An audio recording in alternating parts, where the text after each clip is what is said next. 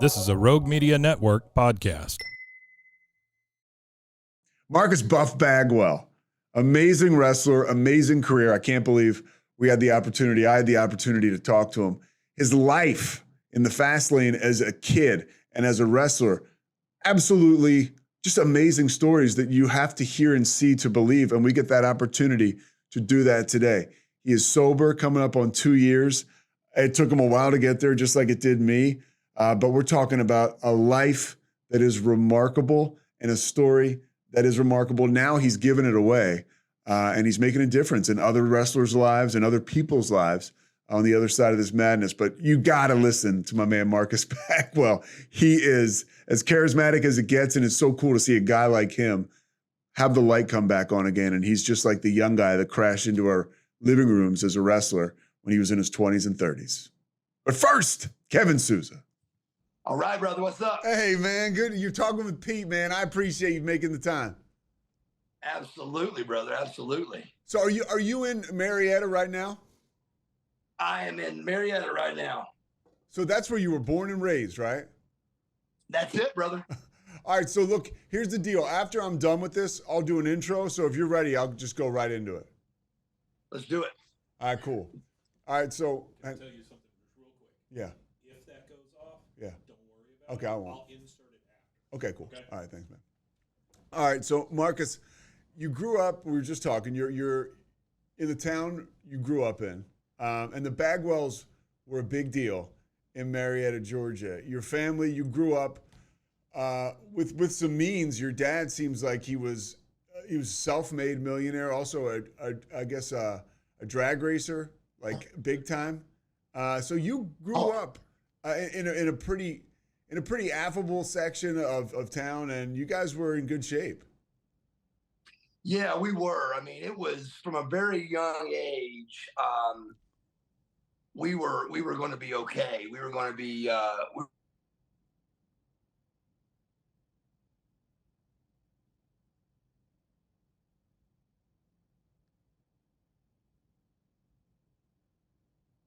Young age, my dad had a pretty hard story growing up, but he came from money as well. But he made his own money. It wasn't handed down, but he learned a lot through his family. They owned it was called General Supply.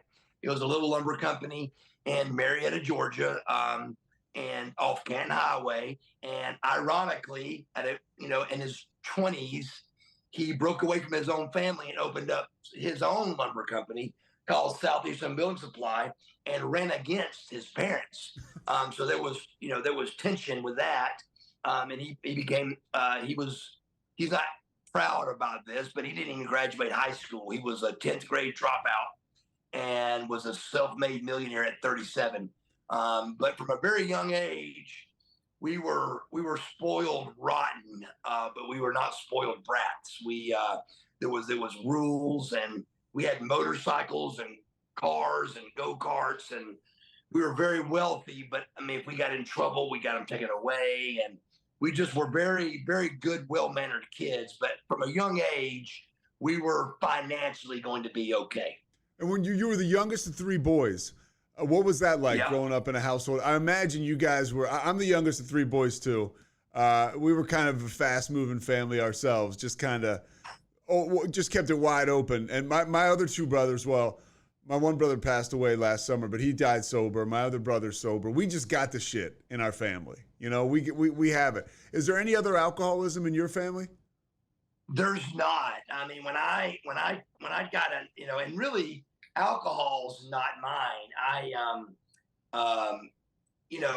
The alcohol thing, my family was blown away at the fact that I was a drug addict. They were like blown away. So it was very rare. And the alcohol thing, I've got 6 lifetime DUIs and none of them were alcohol. So it's not like I didn't like alcohol. I just washed down my pills with alcohol. Yeah.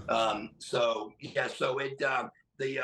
nothing in the family like that at all. But when I became actually addicted to something, my brothers couldn't believe it. They were like, "What's wrong with you, man? I mean, we're the Bagwells, we don't get addicted." And it really blew their minds. Yeah, your first wife, I just heard her say, I read somewhere that everybody really knew your family around that area, Marietta, and it was almost like you guys were your presence was already felt before you even showed up at parties and stuff. What was it like for you growing up in a notable family in that area? It was a lot of fun. It was fun to be a Bagwell because I mean, as an outsider looking in, I could see where people would hate us. I mean, I'm 15 years old. I'm a good-looking kid. I'm rich. I drive a Corvette to school. My parents owned a lumber company that makes $1 million a month. I mean, it was hard not to hate me, I think. But the problem is when you met me, you couldn't help but love me. I'm a very loving person, very down to earth, and so are the other Bagwells. We were all, very warm, well mannered, well spoken, very grateful kids that knew that we were lucky. This ain't something. I mean, we were told we were special, but we were told we were going to be something special. We weren't told that we're better than anybody. We were not told that, but the perception I think that people have is that we think we're better than everybody when it couldn't be farther from the truth. I was extremely grateful to have a Corvette to drive to school, to have a car, and if I messed up and didn't do something, he took the keys from me, and or I got whipped. There wasn't no talk; there was a whipping, and so it was just a really it's the Bagwell family. It was wide open, and it was a well-oiled machine, man. There was a football, baseball game, wrestling match every single day. The Bagwell house was where everybody came because three boys. Where are you going to go? Are you going to go to their house, or are you going to come where all the toys are? Yeah. So all the motorcycles and the bar and the pool tables and the Donkey Kong Juniors and all of that is at the Bagwell house. So nobody wanted to go to their house. Everybody wanted to come to ours. So my parents were very cool about that, and we had something going on 24/7. And you had it going on as an athlete at an early age. Football, baseball. You were a standout. You were elite early on. How did you manage that? Was there any kind of drugs or drinking going on when you're in high school and you're evolving as an athlete?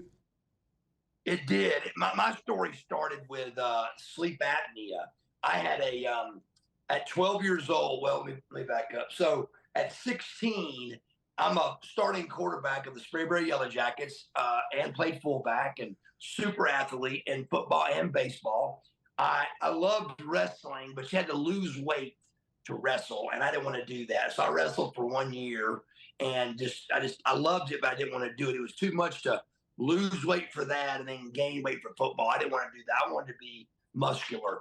So I did the football, baseball thing, all county, all state, in both. And but keep in mind, there was never a picture of what else I was going to do because I was going to work at the lumber yard no matter what. So we just played ball in high school because we loved. And my father's in the Hall of Fame, the NHRA, National Hot Rod Association Hall of Fame, which is the big time. That's like the Hall of Fame.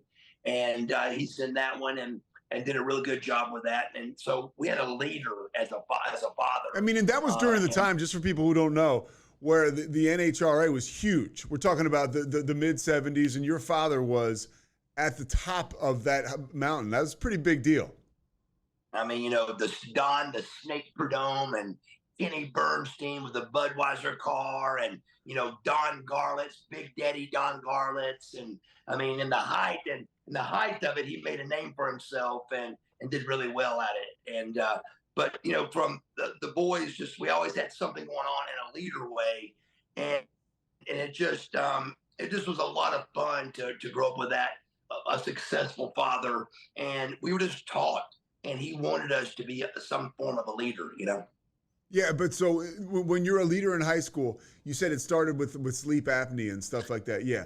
So how eventually did drugs enter the picture? Even a little taste. Yeah. So what happened is I couldn't keep I didn't know why, I just could not stay awake. There wasn't a word called sleep apnea yet. There wasn't even a word yet. So there was no diagnosis because there wasn't a word. So I'm in class and I'm asleep in class and I don't know why. I can't stay awake. So teachers thought I was, a bad student. And I was also a class clown too, but I also was loved by the teachers, but they couldn't figure out why I wasn't putting work in. And so at 16, I remember not being able to stay awake for football games. I mean, my coaches would be putting my cleats on, and I would have my head down napping as they're putting my cleats on me. And I just didn't know what to do. And so my father started he gave me a speed pill. They were called Fastins. And what were they called? Early age Fastins. Okay. Wow. Like Fastins,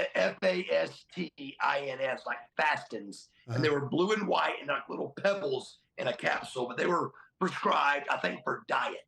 And they were like a diet pill that kind of made you up. And that didn't really do it. So my father gave me some cocaine, and I put cocaine in my wristband, and we'd go out for pregame, and we came back, I'd do the coke and take the pill, and I was wide open for a couple hours. Dude, that now it's so funny because I grew up playing football too. That was my sport, and I was out one night with my buddy. We were like we crashed some wedding the night before, but we were pretty screwed up. The next morning we had a game, and he had Adderall, Ritalin. He gave me that speed, and I took that, and I thought I played better. I mean, I really did. I wasn't hungover anymore. I was quicker off the ball. It was just like I was talking a lot of shit, and I remember feeling like, wow, I need to do that every single time I play. Was that like for you, like going forward, like because you were a performer? You got rock star good looks, you got a bodybuilder's body, and now you're literally evolving as this athlete. But this stuff you're taking is making you better. Did you find that habit forming from the beginning? Absolutely. But more than how I explained it is even more addicting. I fixed it. And so what I learned to do from that point on at an early age was a very hard thing to learn. I mean, bad thing to learn was I took something to fix how I was feeling. And I learned over the next several years that no matter how I felt, I took something to fix it. So it was take something for the gym, take something for sleep, take something to wrestle, take something to go to the doctor. Then it came, take something to shave your face. I mean, I had it completely OCD organized to take something and drink a beer while I was doing it. I remember vividly one time we were putting the Christmas back up into the attic, and I had 2 beers and some pills on both levels. So when I got up there, I had my beer and pills, and then I come down. I mean, How old were you at this time? To the point. Oh, that story is probably 25, 26 years old. Yeah. But this was during and probably older than that, even probably like 35. Okay. But it was it was just the point of fixing it. I mean, I got a shirt coming out for my podcast that says "Fix It," and I just want to because that's just is what it makes me want to do is when I learned what was wrong with me. I look back at it, I was like 30 years old before I got diagnosed with sleep apnea. But when I was told what it was, I looked back and I was like, when did I feel like that? And I remember at 12 years old, my father, which was 1982, my father woke me up and he goes, man, you're snoring real bad in your sleep. You're like choking or something. And I've never heard myself, but if you ever heard of a person that has sleep apnea, how they sound, they choke because they don't breathe and then they gasp for air. You could die. So it's like you can die. It's a choking. Absolutely, you could die. Yeah. So in the middle of my addiction, I put a mask on that cures this sleep apnea instantly. But you're not cured from those pills you've been taking every single day. No, and you take off like a rocket ship as a wrestler. You after college, after high school, I guess you were an exotic dancer for a little while. You're cashing in on the good looks and the muscles.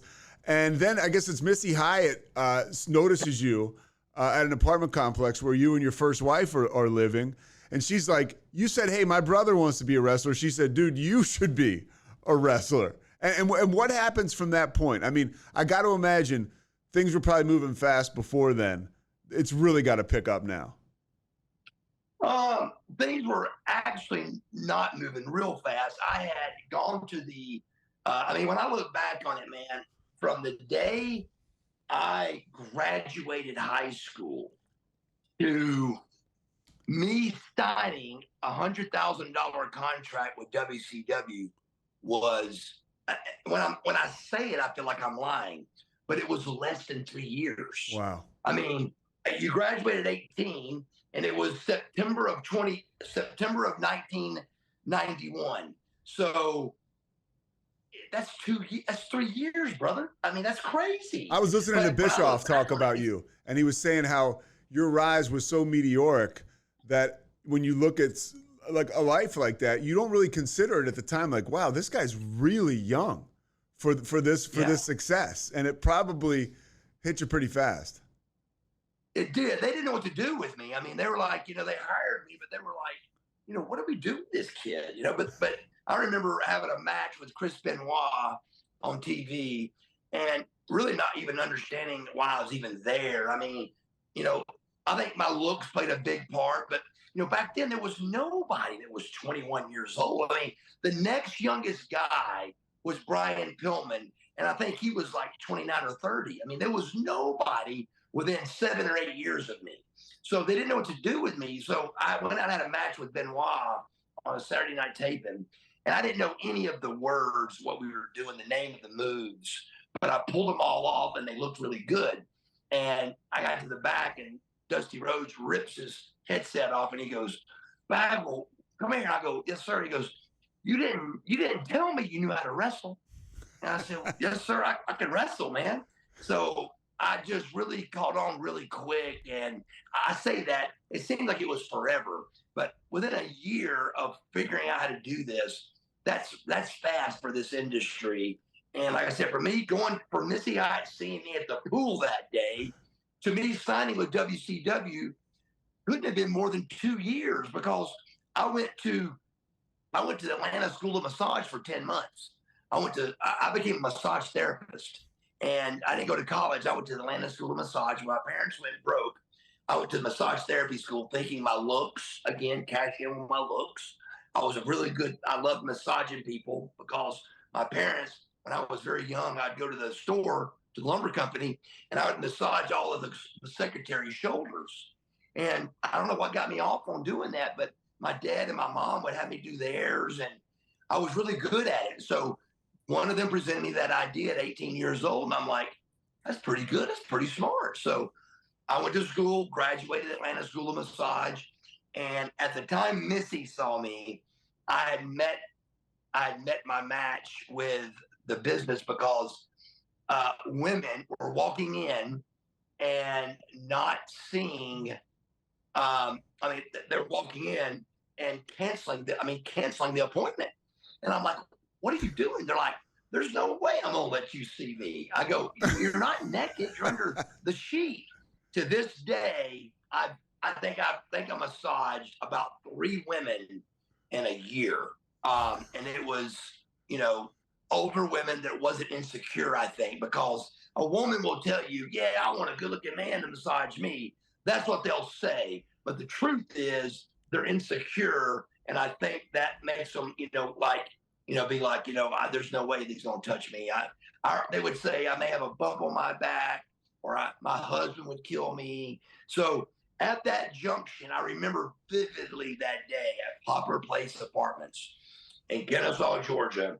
I was at the pool depressed about what I was going to do, because here I'd gone and paid $10,000, my parents did, to go to the Atlanta School of Massage. And now I have found out that 10 months of work may have been a waste of time, because you've got to have men and women in any industry you do. You got to have both. And in massage, it was not looking good. You can make a living. You can make some money at it, but you couldn't make a living at it. And I was coming to that realization and Missy Hyatt sees me at the pool. And so you take off like a rocket ship once you start to actually perform with WCW. You're kind of like a baby face, or you are a baby face. You're a favorite of the crowd. What is going on outside of the ring as your star starts to rise? Like with are you still using before you perform? Are you taking stuff to come down afterwards? What is that cycle like for you as a young guy? As a young guy, I wasn't in that battle yet. That battle really kicked up, I think, after I broke my neck. But I remember for a long time, it was, somas are every pro wrestler's cocktail. Every wrestler, they're an easy drug to get. They used to be, and they're the exact same high every time, and it's not too high, and it's controllable and fixable to the point where for years it was at 6 o'clock was time to take a few somas and drink a beer. For years it would be get your workout in, tan, shave, whatever your day looked like, errands. But at 6 o'clock, it was time to open a beer and take a pill. And I didn't realize how addicting that was becoming. But I remember the first day that I realized I had crossed what they called the invisible line. And I woke up and it was in Minneapolis, Minnesota. And I felt horrible. I didn't know what it was. I couldn't believe what I was feeling. And I get in the car with Lex and I'm like, man, I just feel horrible. I go, it's like my skin's crawling and I'm hot and I'm cold. And I mean, I'm explaining what a opiate withdrawal is, but I don't know what an opiate withdrawal is. And Lex gave me the information that I knew was not good. He said, if you take a couple of somas and take a pain pill, that'll go away. And I didn't think nothing about it until I took it and that feeling went away. And from that day forward, you're having to take the medicine because you have to, not because you want to. Yeah. And then your life, I mean, outside of the ring, you end up your first wife, who was like, sounds like, you were high school sweethearts. You got married early. Now with all the fame and the stardom, you're such a young guy. I mean, this is a story as old as time, like young athletes. I'm in the middle of a book about Pete Rose, and it's just like he was married, but he was constantly having affairs. And like, that's just how it was. People didn't really think too much about it. Like, how was that for you with outside of the ring and with women? It was hard. I thought I was prepared because Missy really did a good job getting everything ready for me. She explained how, keeping in mind what I came from, with the family like we had, ain't like I was not used to having, they call heat. What they call heat in wrestling is just called jealousy in Marietta. But I was used to jealousy and stuff and having to be better than others and try to put your best foot forward. And I was used to that because instantly, first look, I'm not a nice guy and I'm cocky and, he thinks he's special at first look. But at first talk, I'm a really good guy. Yeah. So I was kind of ready for that by, being well-mannered kid in locker rooms. She got us ready for that. And I thought she got me ready for the road, being with girls and all that stuff. But she just didn't. It's a lot, man. I mean, I remember being in the middle of my hotel room and like praying to God for women to quit knocking on my door, and they just wouldn't go away, man. It became too much on a nightly, 300 nights a year, and so I did finally cheat. And then when I did, though, I was honest and I told Tanya about it, and thought we could fix it and move on. And so for a year, I was in trouble, or let's say, and I was in punishment for a year. And after the year, I said, look, man, if you can't forgive me, let's just move on. Yeah. And she couldn't. She could not forgive me, so we moved on. Yeah, so your wrestling career, you're now starting to, you're tag teaming with Too Cold Scorpio, and you have great success. And then you're tag teaming American Males. Who was your partner's name? Scotty Riggs. And we'll get to him in a second, because that story's awesome, dude. About you helping him through his own recovery. But you end up going into NWO, and you're a heel at this point, and your first wife talks about, like, I could see it she wasn't even with you at the time, but she was like, No. I saw him becoming buff. He was no longer Marcus. That character was in the ring and outside of the ring. How true is that? I mean, you're with all the superstars now. You know, I mean, I hear that a lot, and I mean, like when Scorpio talks when he talked on the show, for example, he never met Buff. You know, he wasn't even there when he was around me, and he got released from WCW. That was 1992 or 1993. Buff Bagwell wasn't even thought of yet, Yeah. so he knew Marcus Alexander Bagwell, the kid in the locker room that drove Sting around. I mean, the Buff thing hadn't even happened yet. And he spoke like, Buff is this and Buff is that. That gets a lot of notoriety that it shouldn't get. But the truth is, he never even met Buff Bagwell. The truth is, I think no matter what, things happen in your life. And to this day, I meet people that go, man, I hated your guts on TV. That means you're doing a great job. Like, well, I said, I guess I did my job, Yeah. So, I hear that a lot, and people believe that, of course. And then when you get the rumors that come in of, he's hard to deal with or whatever, there's probably a little bit of truth to all of it, but I think there's a lot less truth than people think to it. And with the career of Buff, it was amazing, man. The NWO thing was life changing for a lot of people. I mean, that WCW is now right there with WWF or WWE. I mean, like numbers wise, you guys are beating WWF or WWE. I mean, it is a wild time. I remember I was in college at the time, and it was like in 1998, 1997, 1996. It was like, let's stop what we're doing. And my boys would be watching Monday night. It was a huge deal. Yes, it was gigantic. I remember getting off airplanes with Eric, private planes to Nitro. And, there's 5 or 6 talent is all, me, Dallas, Lex, just 5 or 6 guys from Atlanta, me and Norton. So on that private jet and talking about, that we beat them in ratings. And then that's where the show he's on called 83 Weeks, for 83 weeks consecutively. That's what people don't listen to. 83 weeks consecutively, we beat the WWF. That was unheard of. It wasn't going to happen, to the point we're high-fiving Eric, but really we're going, this ain't good. This ain't good, bro. This ain't good that we're going to have only one company. And then little do we know, the company we're beating is going to own us. It was a really crazy ride. Well, and so part of your ride really takes a turn. You mentioned it, 1998. It's April. You break your neck in a match. Buff, what happened? I mean, you talk about you couldn't feel your legs. Like, take us to that moment physically and emotionally. It was obviously the craziest thing that's ever happened to me. I remember, when he first hit me with the bulldog. I mean, at first impact, it was like I was dying, is what it felt like, because it was a feeling that I'd never felt before.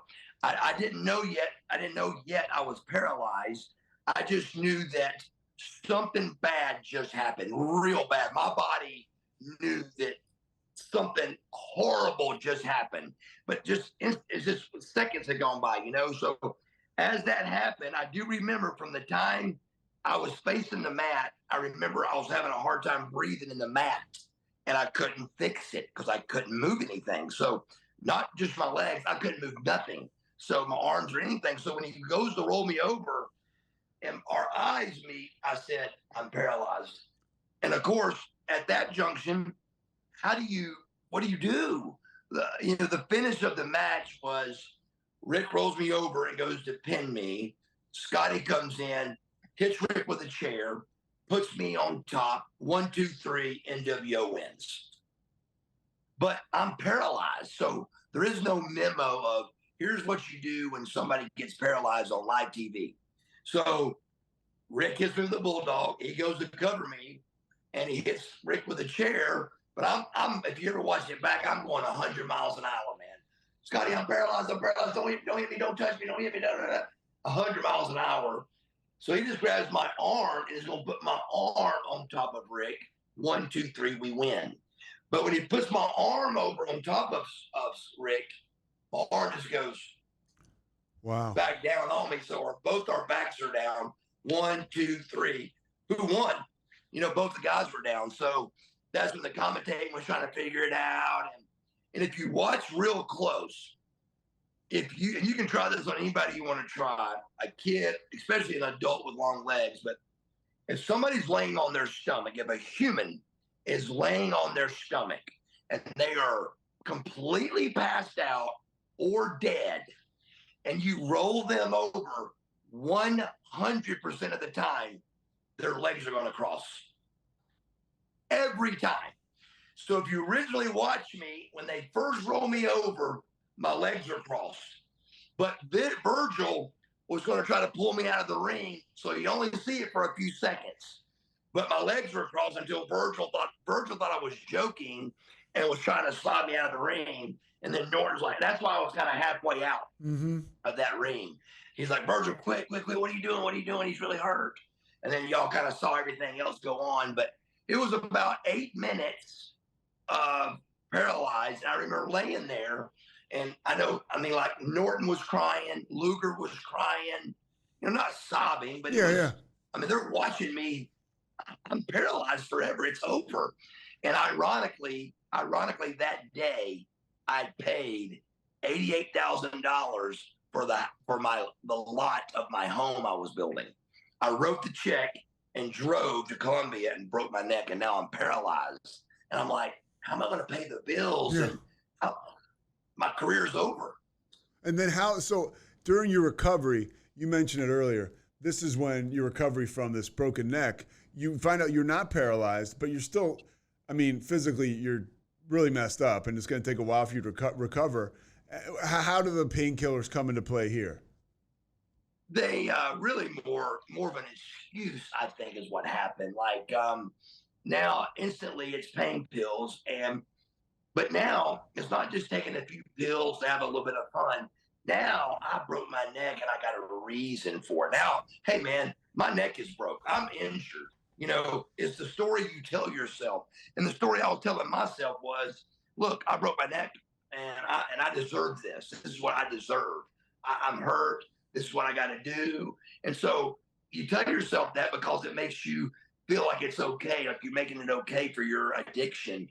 And it wasn't for sure I was even going to come back. The first doctor I went to, I had 3 doctors lined up to tell me what to do with my life. And they're like, look, you should never wrestle again. The first 2 doctors, and the third doctor goes, yeah, you shouldn't wrestle. And I'm like, it's over. I can't wrestle. And she goes, but don't ever take a shower again. Don't ever drive a car again. And I'm like, what? And she goes, I'm saying that in life, you could fall in the shower, you could get rear-ended. If you're going to quit wrestling, quit life. And I went, that was the answer I was looking for. Yeah.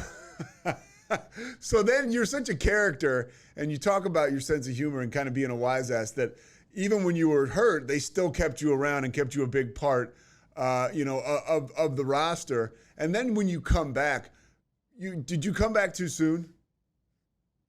No, absolutely not. It was 10 months. I came back to TV in 3, but I couldn't do anything for 10 months. I was released to wrestle in 10 months. So, and of course they put me back in with Goldberg and Rick Steiner, the guy that broke my neck. So a guy that broke my neck and a guy that wants to break it, they put me in the ring with, and it was in North Carolina, Chapel Hill, the Dean Dome in North Carolina, and sold out arena. We were main event, but they didn't do what they should have done with that angle.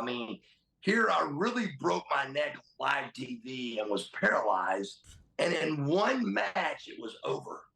They didn't even B-roll the injury or anything. And that could have been a year-long angle with me and Rick Steiner. They could have made me the biggest baby face on the face of the planet if they'd have brought me back as a baby face, but they brought me back as a bad guy, which I love either way. But they really could have had a really good run with me and Rick with that angle. But Eric felt like it was bad karma to mess with that, with me really being injured. And so they didn't mess with it very much. I mean, Triple H, at the same time, I remember this, he had tore his quad at the same time. And the vignettes and stuff on Triple H was phenomenal. And I'm like, I broke my neck, man. I lost 50 pounds and came back bigger and more shredded than I was before. I go, this would have been the greatest. And Eric, when I called him, he goes, Mark, that's bad karma to have it up at the hospital. I go, I said, Eric, get a camera in this hospital now. And he's like, I'm not going to do it, man. That's bad karma. But we missed out on that. Yeah, I think he would probably admit that today.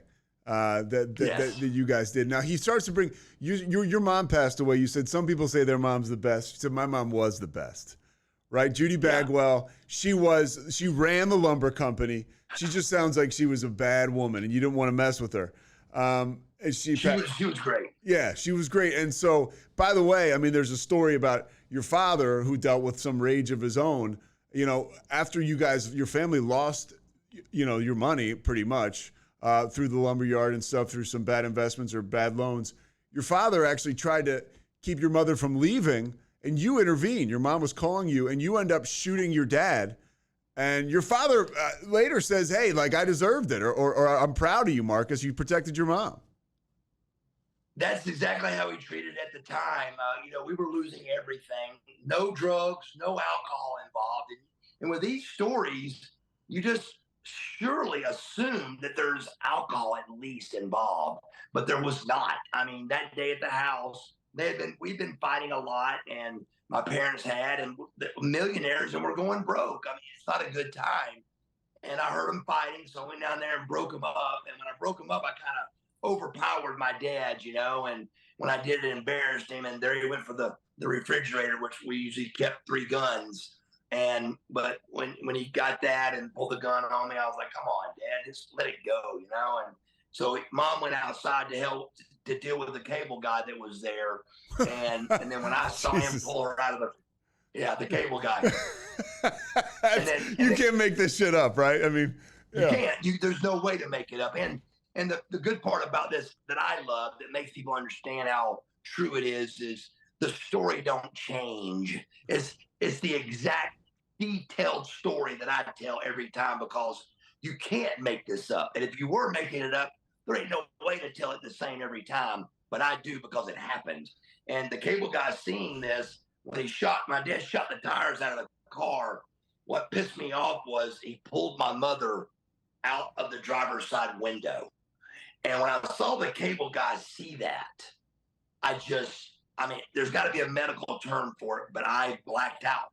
I ran through the house, past the refrigerator, and got a gun out of his closet, came back out, and then boom, boom, boom. And it was slow motion for me, man. It was like, blow the windshield out. And then my brain said, kill him. And then, but my dad, after it was over, maybe like a year or 2 later, he goes, I thought you had your 45 automatic. He said, you squeezed them off so fast, I thought you had your 45 automatic. And I didn't. I had a 38, one of his 38s. And so after that, I'm out of bullets. Then I go inside and go get my 45, put one in it, come back downstairs, and Mom's there. And she's like, you shot your father. I'm like, I saved your life. What do you mean? So then the brothers came and the cops came and all that. And so I'm listening upstairs with my 45 in hand, and I'm listening, and my dad says, he's talking about he shot himself cleaning a gun is what he's saying.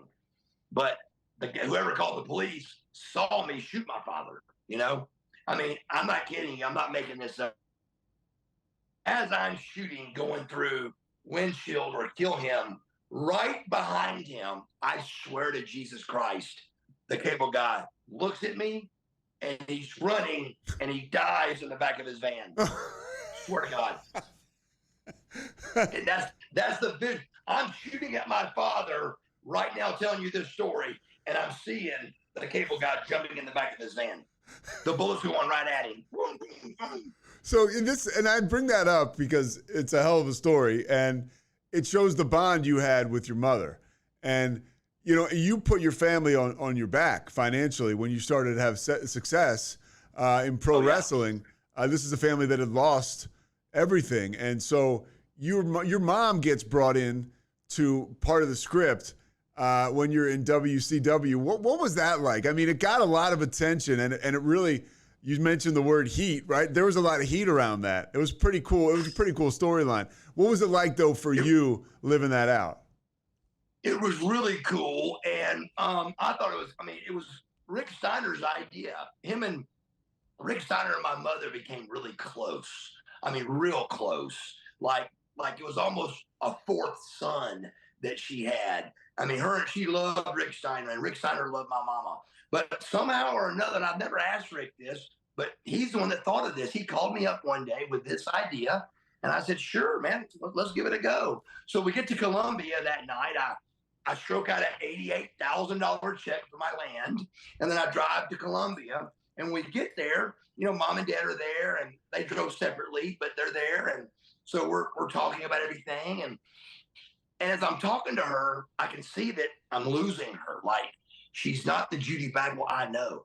I said, "Mom, are you able to do this?" She was getting nervous. She was getting real nervous, And I'm like, "Baby, look at me now. You gotta kick out here. This is all the lights, camera, action are on you, man. You gotta kick out of here."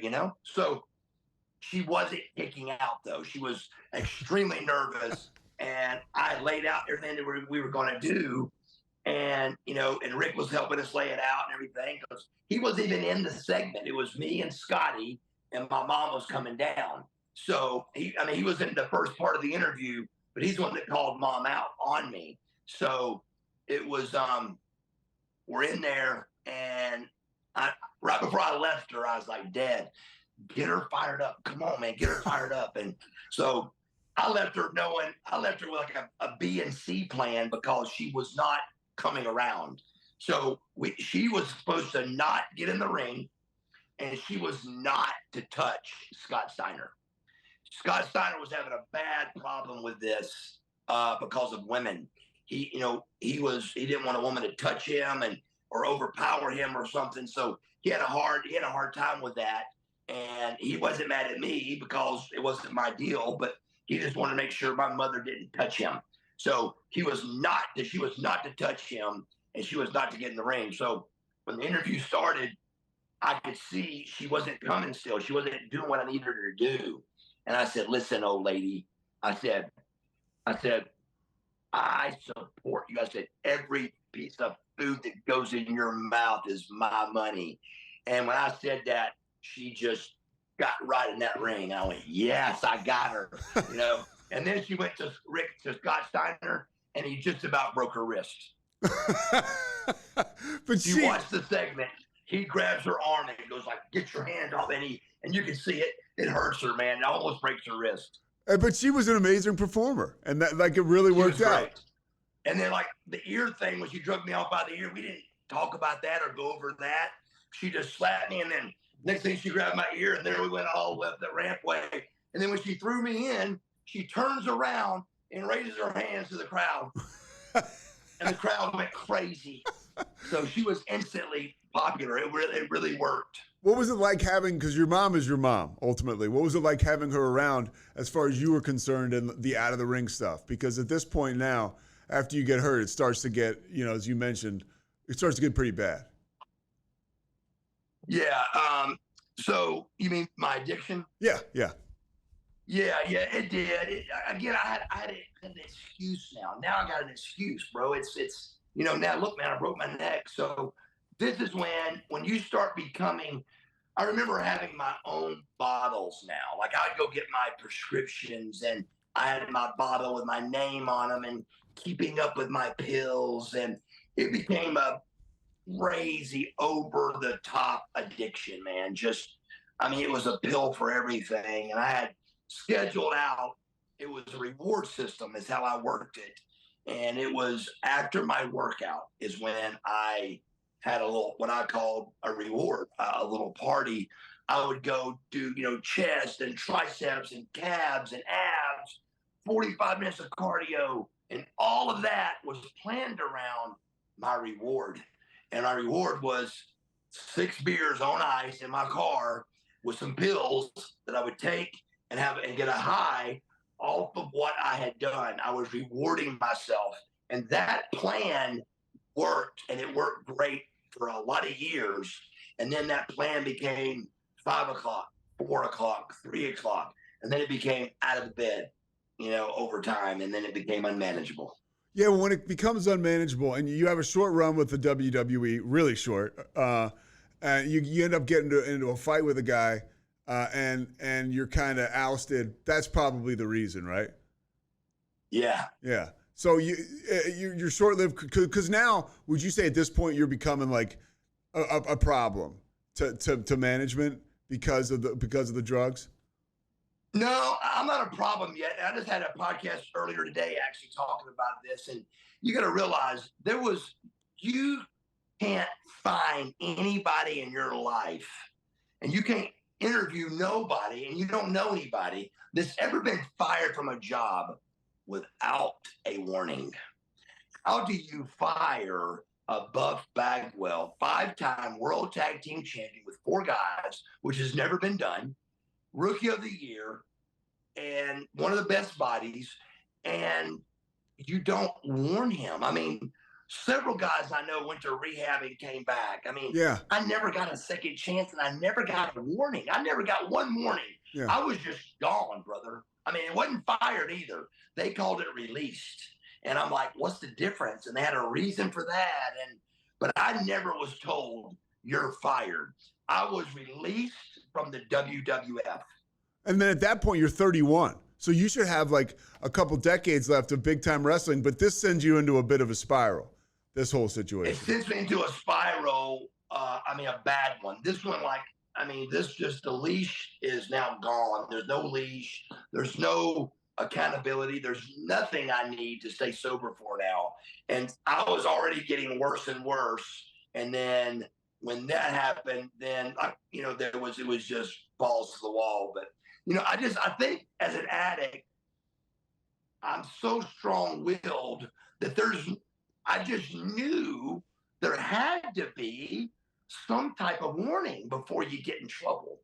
There was never a talk. Nobody even ever spoke to me. There was never a thing like, hey, Bagwell, you need to maybe slow down, or you're not doing so good here, or your attitude. I was never reprimanded or in trouble by anybody. So whatever I was doing wrong, nobody let me know. Have you ever sorted that out? Have you ever, with people at WWE, have you ever gotten a reason or talked to Vince about it? Nothing? No, never. Yeah. Never. So, it's just weird to me. And I think as an addict, that's what I was waiting on. Once I got warned or anything, I would have fixed it. I would have done whatever it took to not lose my job. But I never was warned or a slap on the hand. Nothing. The only time I ever even got in trouble was at WCW when we was in South Padre Island, and I did some things on the stage that Eric Bischoff, that our entire staff laughed and was clapping. Not one police, not one arrest, not one, what's the word I'm looking for, but not one. There was no complaints. Yeah. But Time Warner and Brad Siegel, which was the president of TNT, fined me $40,000. Wow. Because of what I did. And again, that's the only trouble I ever got into company-wise in my life. And it was, again, not one complaint, not one arrest, but I was on the front page of the Globe. And I said, Brad, I go, come on, man. I go, that's funny. And he goes, Time Warner don't think it's funny. Yeah. Yeah. And I said, okay. He goes, it's 40 grand or your contract. And I said, I'll see you in a month. 40 grand. That's when they were coming down on guys like Howard Stern and stuff. The FCC was getting involved, and those big corporations like Viacom and Time Warner, they were not messing around. They would get complaints or whatever. Yeah, it's pretty interesting. I never knew that. So now you after the WWE, you mentioned it. You start to spiral. Yeah. As you come close to stopping drinking, you get a couple of really bad wrecks. One of them, you almost die. You take a couple of runs at sobriety, but it never was able to. You just like me, dude. Like, I don't know what it was. I wasn't ready. You know, it took me 10 years to get 1 year of sobriety, 11 years. It's just like, that's just my story. And, same kind of deal for you. But what happens that makes you, like Buff Bagwell, and Marcus Bagwell, become willing to accept the fact that you need to get sober? And was it a rock bottom? Was it the gift of desperation? What happens? I think it was a combination of things, man. I think it was my age. The party's It over. was my age. My buddy and I talk about, I'm in my 40s. The party's over. I mean, like it's over. My jersey's in the rafters.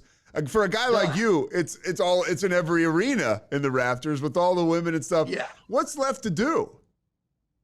There's not a lot. So I do believe age has a big part to do with it. But I finally I'm not my teeth out in those wrecks, and my teeth are beautiful still, thank God. So nothing was able. I hadn't hurt myself yet.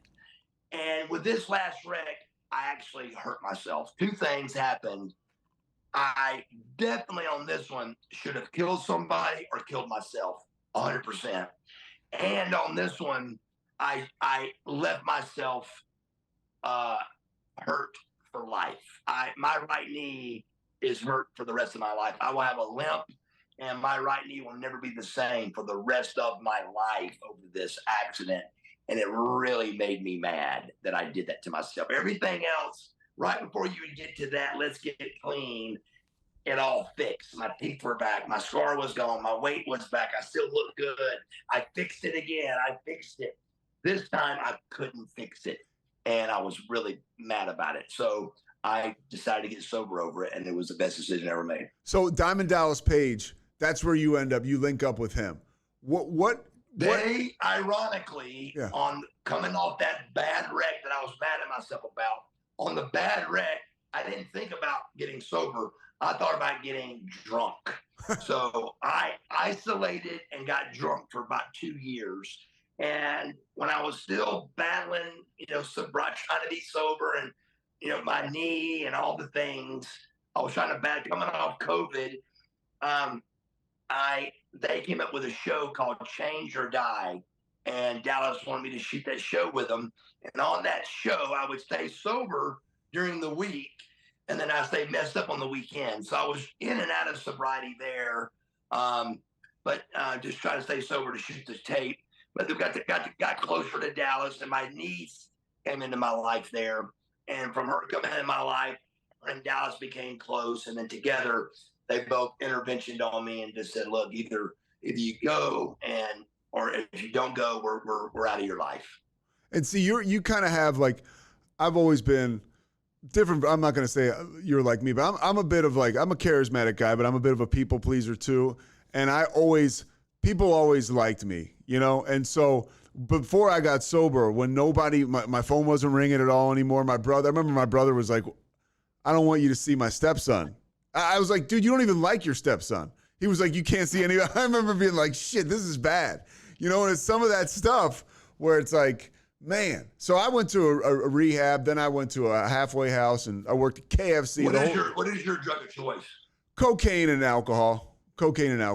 For sure. That was what got me there, Right. And the other stuff, I used to always say when, you're up all night from cocaine and you don't have anything to come down on, that's amateur night. Xanax. Yeah, you got right, but that's if you don't have anything, I used to be like, damn, this is like amateur night. So it took me a real long time too. What started to happen to you? How did you start to feel differently? Because for me, I was addicted to the way that shit made me feel. And like you said, like, to fix it. When you stop, there's that void now, these emotions, right, that we've been drinking and using for so many years, decades. How do you start to deal with your emotions as this big, tough Buff Bagwell dude? It's hard, man. I mean, even when I first got sober, looking back, I couldn't find. We thought I was sober. In other words, I would do a cameo, and I would show it to somebody and they'd be like, oh, that was fantastic, because they gotten used to the new way I was talking. But Yeah. if you saw this interview and then right now we play an old cameo of mine, it's like daylight and dark. I'm like, I mean, it's horrible. So I think the combination of realizing that I was not fooling nobody anymore. For a long time, I fooled them because I looked incredible. I was in incredible shape. I didn't look like a drug addict. I looked like somebody that was the least thing from a drug addict. So I'd go into towns and go to the doctor to get pills, like anywhere I could go. And the way I looked, and I was Buff Bagwell, I could get whatever I wanted, you know? So I'd go to town and get it. How would you get it? Did you ever pay cash to a doctor or anything? Like, Oh my God, I had several people on payroll, brother. I mean, Yeah. it was ugly. Tony Mandrick's the only guy who time- played for the Packers and the former college football guy. He told me, you know, he would just go in and sometimes a guy would meet him around the side of the CVS and he'd give him a bunch of cash and he'd get what he wanted. It's a different day now. Oh, that day's gone, brother. You can't do what I did anymore. You can't. But I had 3 doctors and 3 pharmacies, and you could do that back then. You had a mom and pop place, and then Walmart and Kroger and Publix was on one computer, and then like other stores like CVS's, they're on another computer. There were 3 different computers, and now there's one. So there's no way you could even attempt to do what I did back then. And even having 3 doctors, it still wasn't enough pills. When you're taking 40 somas a day every day, there's nothing that can keep up with that except Mexico. So we had Mexican guys coming in, bringing us 1,000-bottle, pills, and you got money and it was just crazy. It was a never-ending process that we rode, and we did it to the hilt. All right, we'll wrap this up in a couple minutes. I got a couple more things for you, if you don't mind. Okay. You are the kind of guy who, a lot of times guys will be like, getting sober. There's a lot of shame in relationships I had with women. You were a notorious ladies man. Before you got sober, you were on that show Gigolos for a little bit. You kind of got screwed around on there, but then you were like a male escort for a little while. Now getting sober, what will you tell, other guys that come behind you that are getting sober now? They have this bullshit shame attached to all this stuff, right? And they're like, I can't get sober because, God, I'd have to face a lot of that stuff. What do you tell guys that are struggling with that? What would you say to someone? The deal with mine is I don't have any. The shame I have is like slurring my words and stuff. I never made bad choices. I mean, the Gigolo show, again, it was a little bit of a swerve, but it was simply I was broke. We had to do something, and we were going to lose everything. So that to me isn't a regret at all. If I had to do it over, I would have done the same thing again to pay the bills. It was just a bad time of my life. But the shame is tough because people don't want to face that, and they drink to get away from it. I would tell them it takes a while. I remember when one of the other attempts of trying to get sober, I remember I prayed to God. I was in jail, and I prayed to God to help me get off these pills. It was the deepest prayer I'd ever said about my addiction, ever. And I swear to goodness, the next morning I woke up rippled. I literally couldn't even stand up straight. So when I get home from jail after 4 days, the prayer was, God, if you help me, it's when I get home, I'm not going to do anything. The next morning I was out of jail. I go straight home and take pain pills and somas because my back's hurting. Not just hurting, I can't stand up straight. So that one example of praying to God and trying to get sober, that sometimes is enough for people to never get sober from. Yeah. And it was kind of giving up, like, fuck it. It bought me 5 more years of being messed up. It took me on another 5-year run because one prayer don't get answered. So it ain't like it's easy to get sober. There's going to be ways, Satan, the devil's in the way too, and he's wanting you to go another way. So there's going to be all kind of things coming at you. you got to try to get sober and you got to stay on it, man. It's one day at a time, but it's every day, and you got to stay on it. And this go around for me, for some reason, I don't know why, it was much easier. It was more visible that I could do it this time. And a big part of it for me was sleep. I was able to sleep at rehab without a narcotic. And that to me was a big percentage of me seeing that I could do this. So you end up, you're sober now, and now you're helping people. You know, we talked about your old tag team partner with American Males. They went to film, The Dark Side of the Ring, the episode of you, which is awesome. And I'll put the link to that in your podcast in the show notes. Please. Yeah, of course. But he's living out of his car at this point in time. And yeah, and he's like, I'm ready to end it. I mean, he said, these are his words. And you're like, hey man, we're going to get you up here with Dallas Page.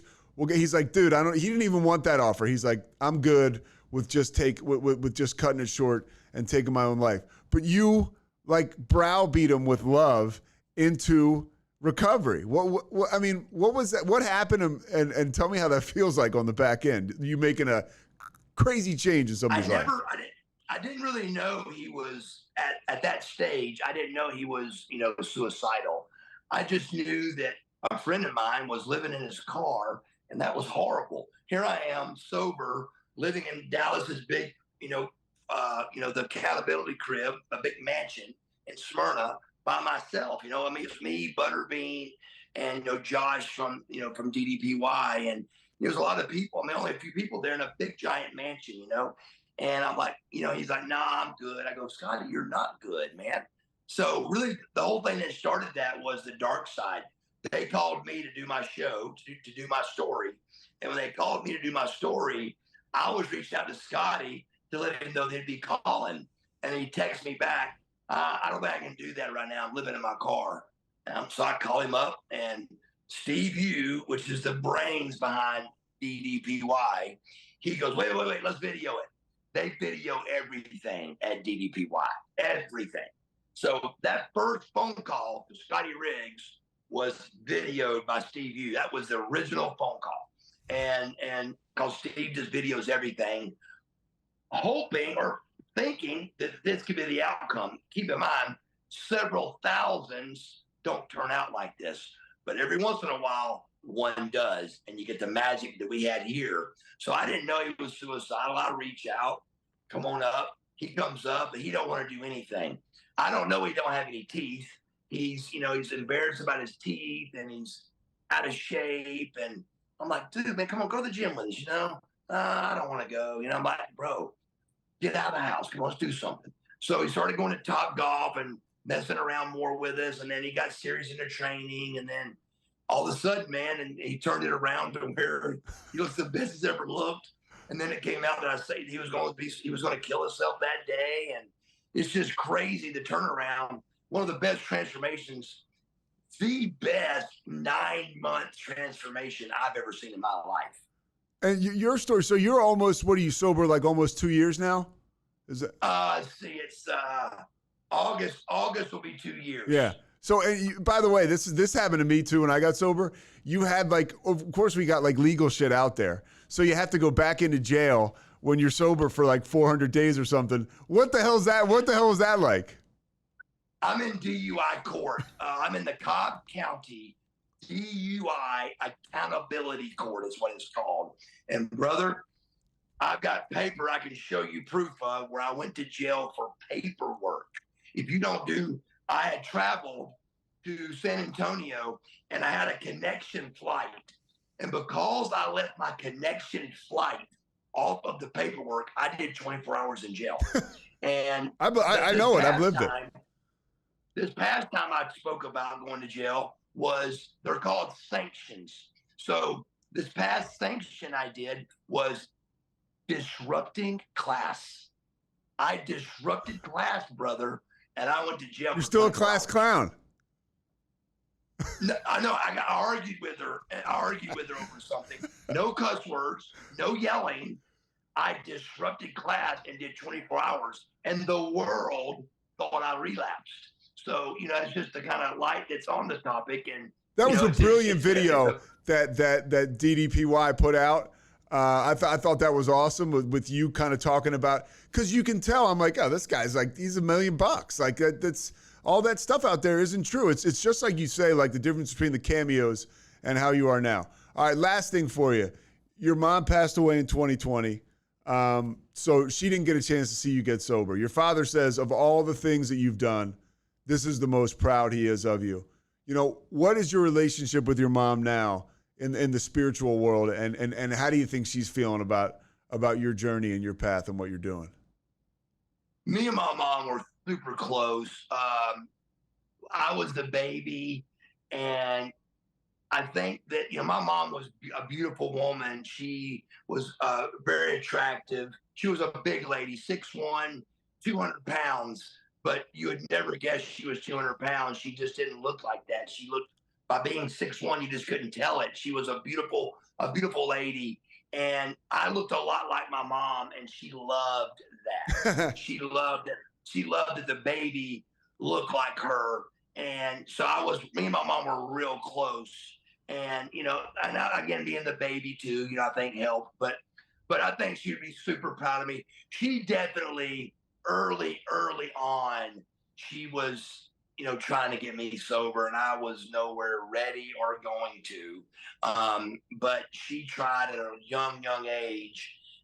She took me to the doctor and told the doctor I was taking 60 pills a day, which I was, 40 somas, and then 20 Lortabs, 60 pills a day, every day for about 3 years, brother. And she goes to him and tells him, he goes, Miss Bagwell, that case of beer he's drinking a day is going to kill him way before that. And she goes, what? And he goes, I can tell you what you want to hear if you want me to, but I'm telling you, that's the first time I learned how bad alcohol was. Yeah. I didn't know alcohol was bad until that doctor's appointment. Yeah. But I was excited. He told me yes to the 60 pills over the beer. So I just lowered my beer and kept taking my pills. That's what we do. Yeah. It was a no-brainer. So I was excited about it. I was like, thanks, Mom, for bringing me to the doctor. But, it was just hard for them to help me, because I would argue with anybody that on a 24/7 clock, I was the most functionable addict there is. I mean, brother, I had it put together. I mean, shape, tan, look good, and my home life, mansion, spotless, clean, cars, oil changes, motorcycles, oil changes.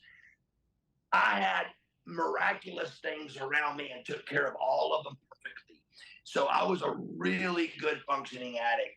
And my mom was like, Dad, you got to talk to him. He's like, what do I say to him? Yeah. You're doing it wrong?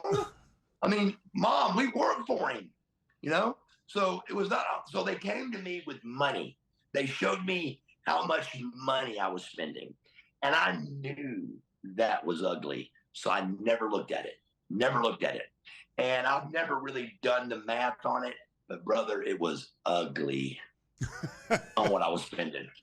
What are you doing today to make yourself the charismatic Marcus you were again as a kid? I mean, I talked to you, the sunlight of the spirit is just shining through you.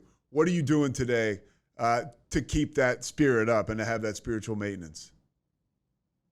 In my world, it's three things. It's God, number one, and it should be God. God should be number one in everybody's life. God is number one to me, and then my girl's number two. My relationship with my girlfriend Stacy Brown, and then it's me. It's my life. So I would say God, Stacy, and the gym is what keeps me sober and keeps the light burning in my eye. Marcus Bagwell, you're the man, dude. I appreciate your time. Thank you so much. Thank you, brother. Yeah. Thank you so much. This will go up next week, and I'll send you a link if you wouldn't mind sharing it. Sure, absolutely. Let me know when to share it. And you want to do the intro? I'll do that myself, so you're good. Okay. Yeah. Thank you so much, Buff. I appreciate it, dude. Hey, brother. Thank you, man. All right, take it easy. Stay in touch. You got it. This has been a Rogue Media Network production.